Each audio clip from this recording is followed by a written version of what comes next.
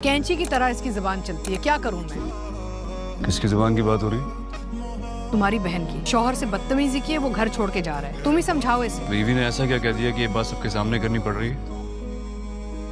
तुमसे बात कर रहा हूँ। यार रोज रोज इस तरह की बातें नहीं सुन सकता हूँ। मेरे बाप की दौलत, मेरे बाप की जमीन है, हिसाब दो।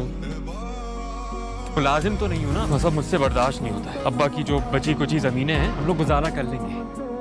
मैं बात करता हूँ।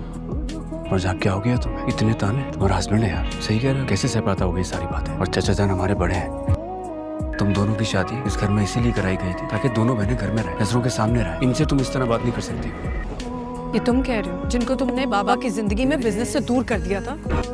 तुमने उन पे एतमाद नहीं किया, तो हम अपनी जमीनों के मामले में उन पे एतमाद क्यों मैं गलत था, मेरी गलत फहमी थी सरासर वो। हमारे घर के ही लोग हैं ये। अगर जायदाद में से कुछ ले लेंगे तो क्या हो गया? सारा पैसा एक अकाउंट से दूसरे अकाउंट में ट्रांसफर होना है, बस। घर का पैसा घर में ही तो रहेगा।